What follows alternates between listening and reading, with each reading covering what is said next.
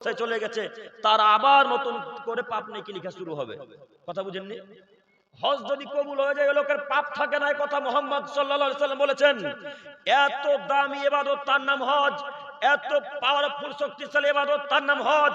এর পরেও আল্লাহ সুবহানাহু ওয়া তাআলা যখন দুইটি ইবাদতকে কিয়ামতের মাঠে ওজন করবেন, দুইটি ইবাদতকে আল্লাহ সুবহানাহু ওয়া তাআলা যখন কিয়ামতের মাঠে ওজন করবেন, তখন সবথেকে যে নেকিটা ভারী হবে তার নাম সদাচরণের নেকি, নম্র আচরণের নেকি, ভালো আচরণের নেকি।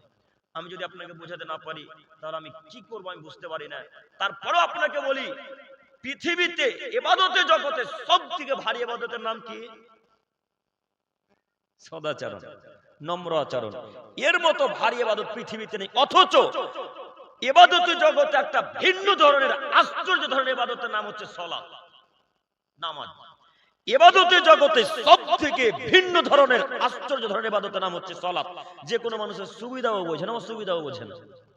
কি করছেন না করছেন, মাঠে কাজ করছেন না ট্রেনের উপরে আছেন, না প্লেনে আছেন, না গরু গাড়িতে আছেন, না বাসে আছেন, না ট্রাকে আছেন, কোথায় আছেন, কি করছেন তার দেখার কোনো বিষয় নেই। হাসপাতালে আছেন না কোথায় আছেন, কিচ্ছু দেখতে পারেন না, সে তার নাম কি? সালাত।